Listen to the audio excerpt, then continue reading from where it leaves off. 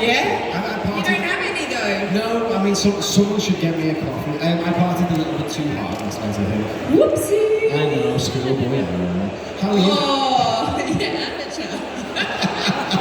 I've been doing this for years. It's just unfortunate. How's Manchester been treating you? Pretty well. God, there are a lot of you. Give it up for Alyssa Sutherland.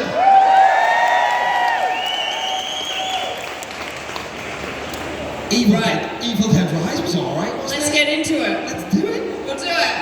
There is often pressure. I feel weird. I'm too far forward. Where are we going? I think that's for the camera. Oh, was it? He can still see me. He's alright. Yeah. There's often a lot of pressure when there's a new addition to a classic franchise. Evil Dead Rise was the first in 10 years. Yeah. And it was released earlier this year to great acclaim. So let's talk a little bit about your experiences on set of Evil Dead Rise, because essentially, you were the villain of the film. Essentially. Yeah, I was. It was really fun. I quite like a villain. They get you something to just grip into. Yeah. Oh, man. Yeah, I have likened it to it being my personal rage room. Okay. You know the rooms that you go into with a baseball bat and you just smash shit up? Yeah, It yeah. was like that. Just for a few months while you're filming? Yeah. Tremendous. So obviously the film is about a family dynamic. You're the mum of the family and you're possessed by the deadites and you start going after them one by one. The family bond on set, how was that? Because obviously they had to be your kids, but you also had to scare the living shit out of them. Yeah. We had a great time. Lily and I got along really well. I adore her. We're both from the same hometown in Australia. We just immediately clicked, which was nice. In fact, I did with everyone. The kids were great. We prepped little Nell for everything before it happened. Wow, Coke Zero was the wrong choice. I'm swallowing burps. I took one sip and I'm swallowing burps. You've got water. Who's the amateur now? Probably still me. Is anyone getting us a coffee? No. Okay, wait, what was I talking about? Now. Prepping little Nell. Yeah, we prepped her for everything because she was only 9, and that's quite young to be doing the things that she was doing and seeing the things she was seeing. Yeah. Yeah. Because you wouldn't let her watch the film. You probably. She has seen it. I mean, she's in it, so you know. It's different when you know how it's made, I suppose. Sorry. It's different when you know how it's made. Yes. It's it like is. the opposite of a hamburger. It gets more appealing. Able to get it right up, boys, yeah. Oh, brilliant. Brilliant, too. That's true. Yes, it is. Yeah. So did you guys bond off set? Did you spend time together before you filmed? We did. We had 2 weeks all together before we started filming, and Lee made us do family boot camp with the stunt department, so we would all go along. You have 2 weeks of pre-production where you're having all of your costume fittings and your makeup tests, your hair tests, you're having rehearsals, meetings with people, and as part of our pre-production schedule, it would be like 9 a.m. family boot camp for an hour, and we'd all have to go along and yeah. Some of the films, they literally do boot camp to do like military or they learn to use weapons. You guys have to be a believable family unit. Yes. And I do think everyone's seen Evil Dead Rise. The opening, the establishing shot of the family where it's going through the apartment one by one, showing you the tattoo and showing the kids DJing and stuff. That scene is incredible. It sets everything up so well. We played it too early, but that was the music we had been walking on, the LCD sound system. Once they're pumping for it, that scene's amazing, and it is believable. You're shouting at the kids for messing up, and then obviously it all goes down from there. Did you ever feel not mean? Did you ever feel awkward having to be horrible to the kids? No. No.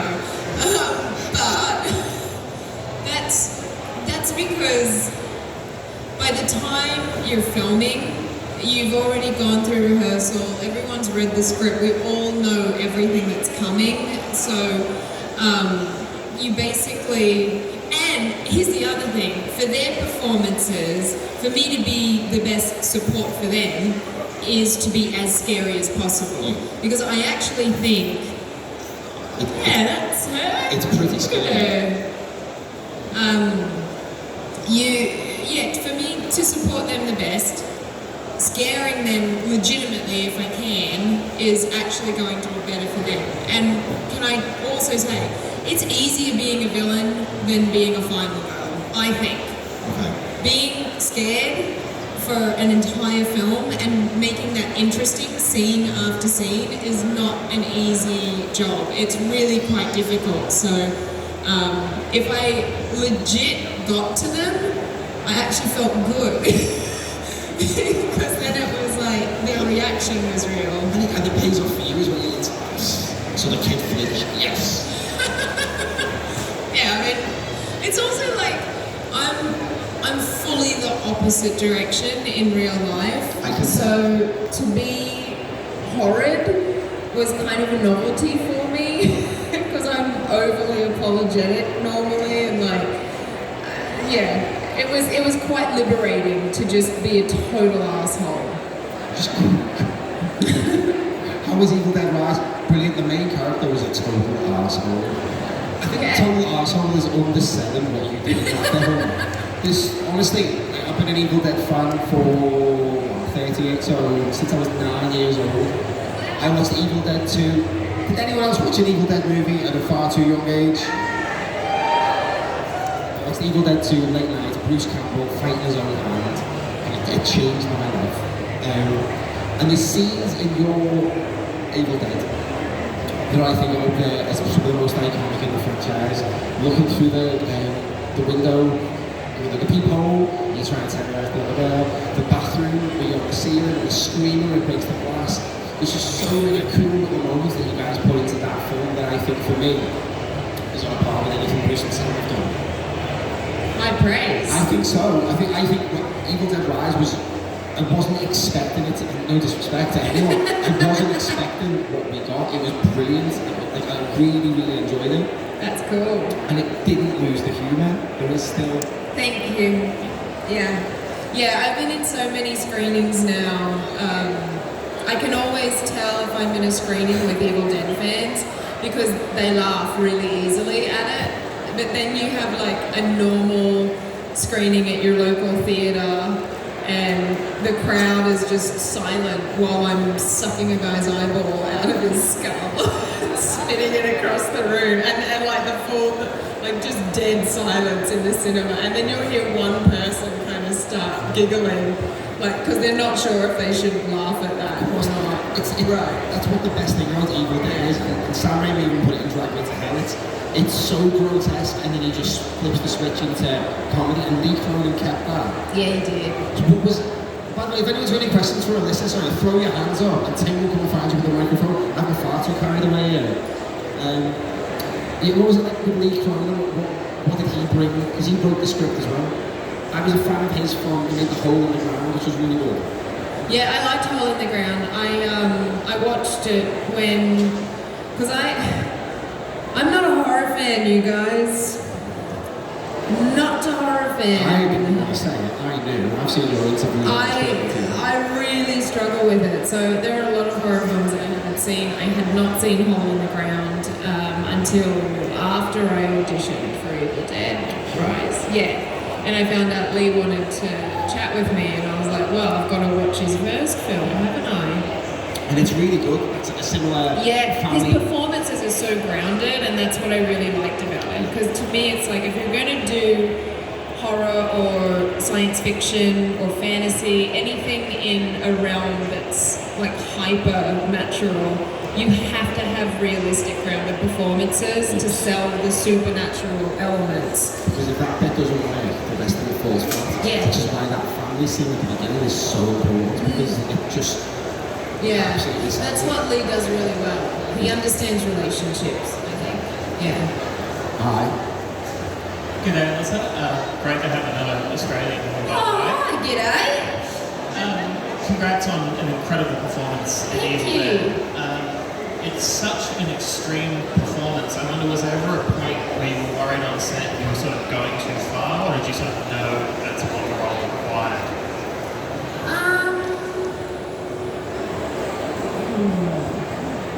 I don't think I was worried about going too far, like in a sense that it was waiting on me. And I trusted Lee with everything, so he really made me feel so comfortable to try different things. And I think I have a pretty good like gut feeling. If something feels a bit too over the top, we'll just kind of go, that didn't work, we'll do something else. Yeah, I think so. Does that answer your question? So maybe after a take I'd be like, oh, I don't know about that one, but I wouldn't take that home with me. Yeah. You suck somebody's eyeball and then turn it into a 3-pronged monster in that film, yeah? Yeah. There's no going too far. there's no overplaying that. I don't think you can go subtle. Do us a favour, just suck his eyeball a little bit more, just a little bit, you know? Yeah, can you just bring it in? Just tighten it up. Yeah. You've got to go. If you're going to suck an eyeball, who's with me? If you're going to suck an eyeball, you suck it properly, right? It's all for my eyeball suckers. Give us a shout if you suck eyeballs. Good crowd. Next question, hi. I don't think I can top that, Ben, sorry. Hi Alyssa, it was an absolute pleasure meeting you yesterday. I can now finally ask the question, how did you prepare for the role of Ellie? Yes, you asked me yesterday and I was like, my line's too long to talk to you about that. I did a lot of different stuff. I started with, I was like working on backstory for Ellie and like Deadite Ellie, and to me Deadite Ellie is a different character. It's not based on Ellie herself. And I was like tooling around with stories of different experiences that the characters might have had, but nothing was really pinching me. And what I realised, I'd put together a playlist of music, and what helped me more than anything else was that playlist of music and just moving around and finding like a Deadite movement, and that was sort of the seed of Deadite Ellie, and then everything kind of came from there. And I would just, in my 2 weeks, well actually it was 4 weeks, I had 2 weeks of mandatory quarantine when I first got to New Zealand. So I spent about a month, and like each night I would put the playlist on and like in my flannel PJs, just like kind of move around my hotel room in this awkward manner. And that sort of informed the character more than anything else did. Yeah. What was on the playlist? A musician that I won't name because it's been found out that he's not a decent human being, so I won't promote his work. It also doesn't narrow down who it could be. I used to be in a band. We're all massive pieces of shit. It's all. Oh, this one probably takes the cake. So I won't mention that, and there were quite a few songs by him. There was a little Massive Attack from Mezzanine, that album. It's a good album. Yes, it is. Yeah. A little bit of trip hop. Yeah. Massive Attack, that Bristol sorry, I could go on. Oh, go on. Massive Attack, Portishead, Trip Oh, I Hop. love Portishead. All that like ambient, moody, like seductive, 90s. Darkbeat, yeah. Absolutely. We've got another question that probably isn't about Massive Attack. Hello. Hi Alyssa. I just wanted to ask, is there at any point when you were filming or even when you watched the film afterwards, if you completed the film, did you ever scare yourself really hard? Like you didn't think, you watched it and you thought, oh my gosh, I did not have that. I didn't think I had that in me. Not to a level where I was scared, but I did. I would laugh. Yeah, when I was doing ADR and I was starting to see clips for the first time, I would just laugh. I'm just like, this is so wrong. This is so wrong.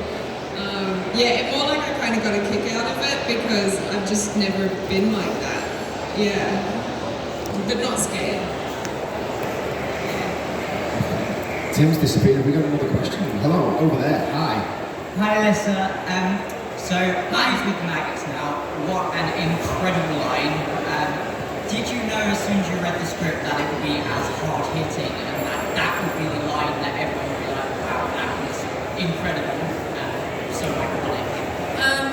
No, because I just was filled with fear. I read Mummies with the Maggots now and I'm free from all you titty-sucking parasites.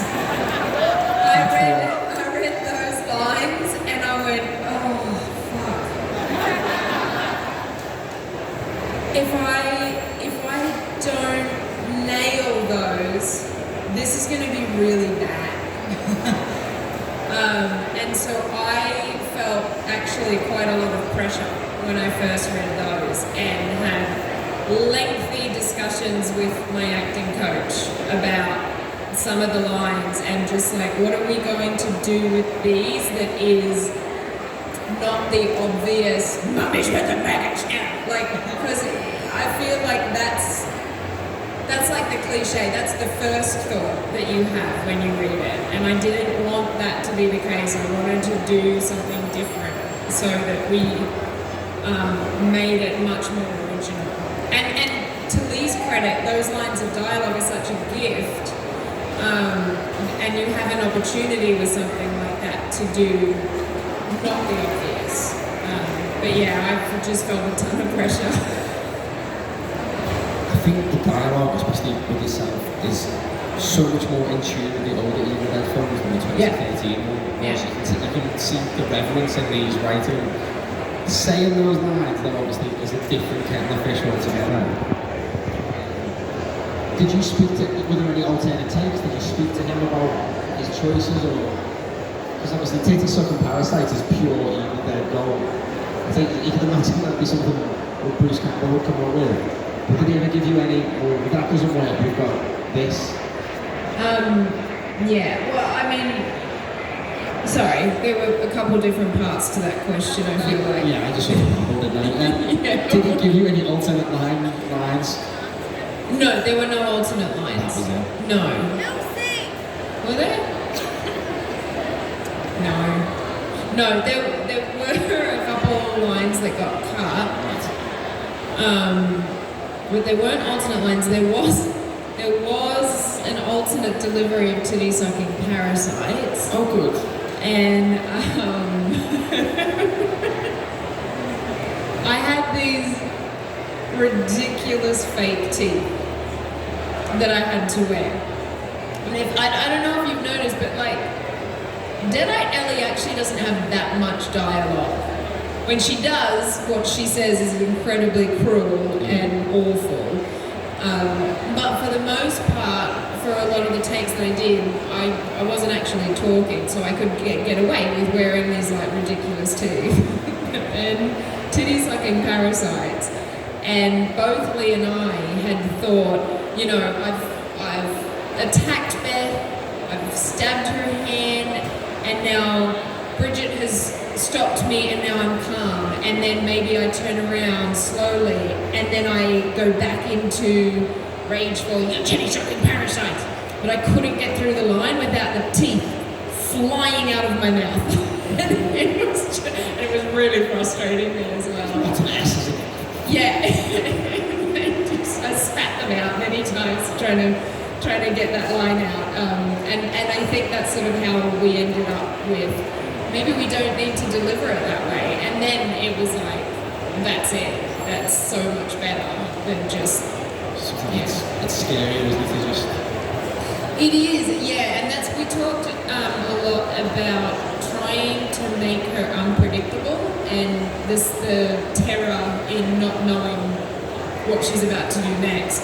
And that some of the scariest moments are her stillest, because you don't know what's about to come at you. Yeah. Where was our next question? Hello, all the way over there. Hi. Hello. It really struck me when I was watching the film that the first thing that Ellie does after she gets possessed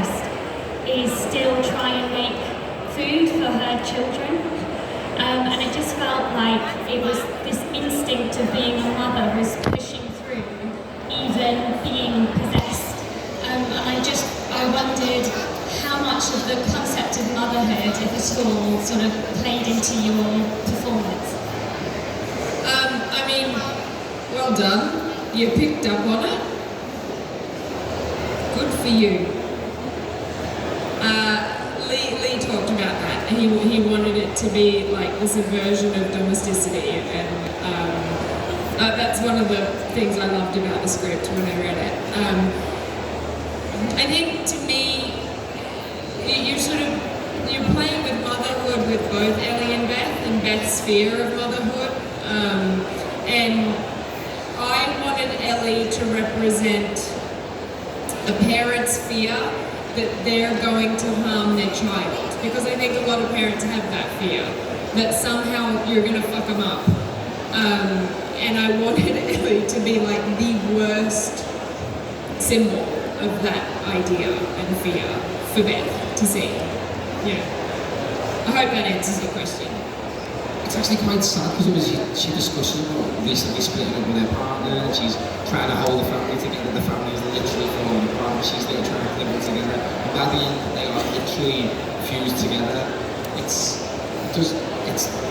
loads of symbolism. I can kiss your ass all day, I'll do that. You should kiss Lee's ass. I didn't write it. He's not here, is he?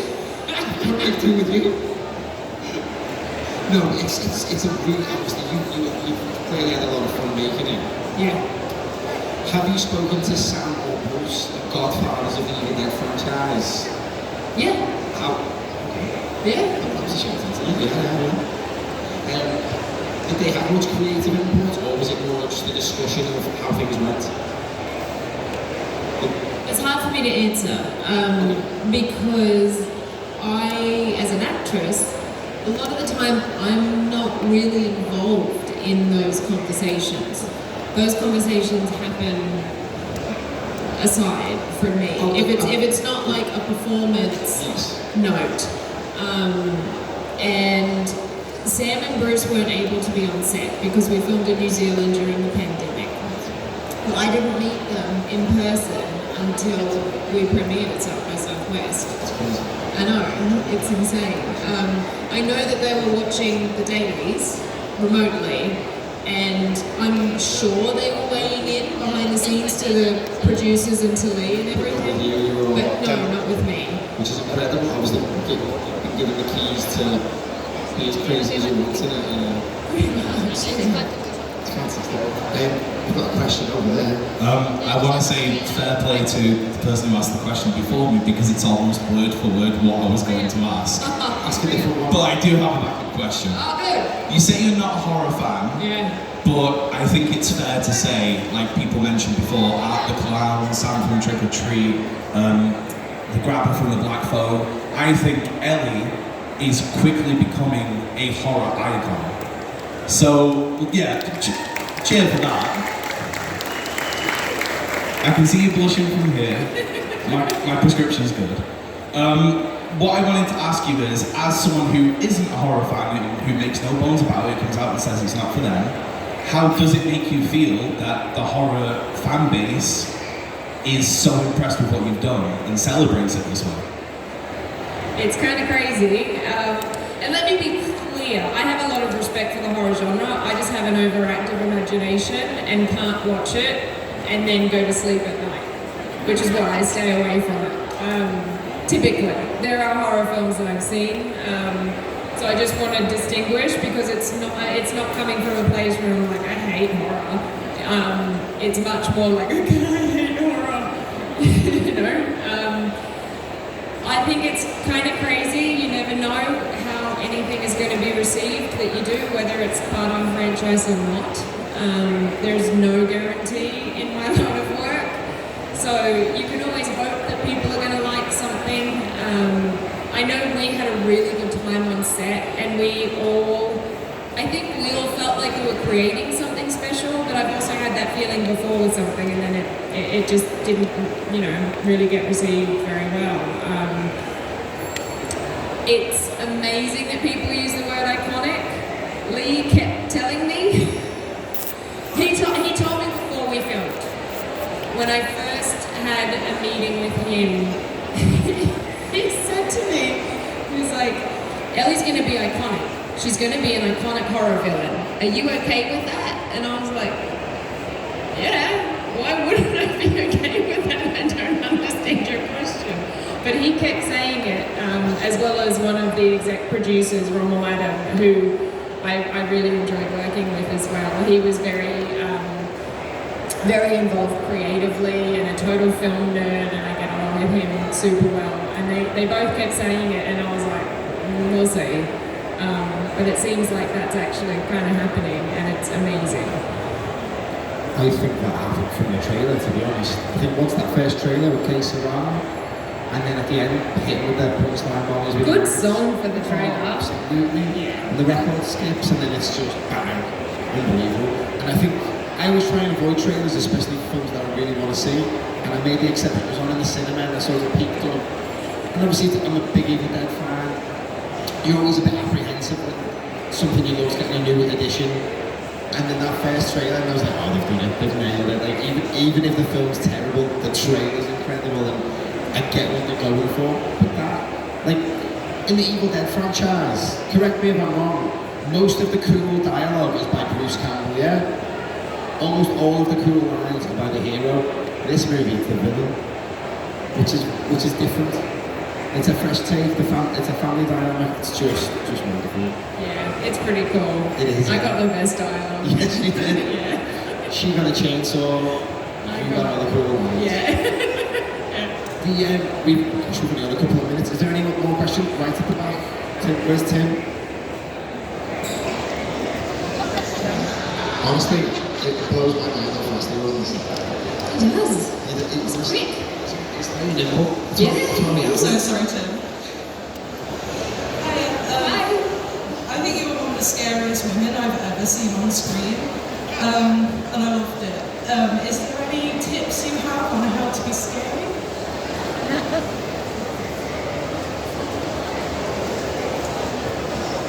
High cheekbones and a really big mouth don't hurt. They help. Tips for being scary. I don't even know when I did it. I'm not even sure what my tips would be. I think you don't go into it wanting to scare people. You go into it wanting to unnerve them and get under their skin. I think that's much more disturbing. I wanted Ellie to be psychologically scary. I mean, she's physically scary as well because she's a deadite and supernatural, but I wanted her to be like fully emotionally abusive as well and verbally abusive and really get to you. So yeah, I think I was kind of going for unnerving people and getting under their skin more than scaring them and being scary. Yeah. And I think that is a perfect place to end it. Alyssa, Here we go. thank you so much for being here. We did it. You survived. Dead by door. Thank you so much. Mate, I'll be dead by 6 p.m.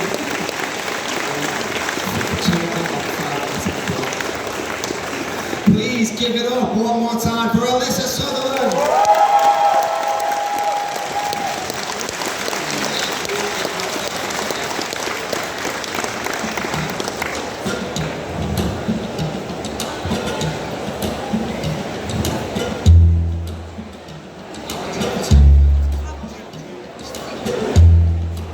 Guys, please put your hands together one more time.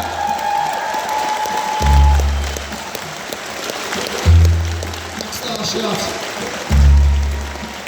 Alyssa Sutherland, everybody.